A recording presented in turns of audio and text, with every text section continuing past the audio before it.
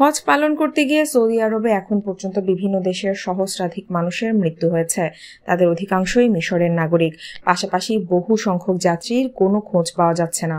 বৃহস্পতিবার 20 জুন বার্তা সংস্থা এএফপি জানিয়েছে মৃতদের অধিকাংশই অনিবন্ধিত।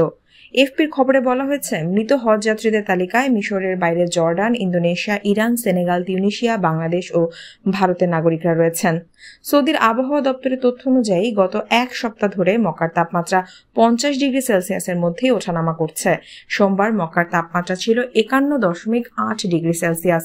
সংশ্লিষ্ট কূটনীতিকেরা এএফপিকে জানিয়েছেন, সৌদি আরবে এবারে পবিত্র হজ মৌসুমে 10 দেশের অন্তত 1081 জন মারা গেছেন।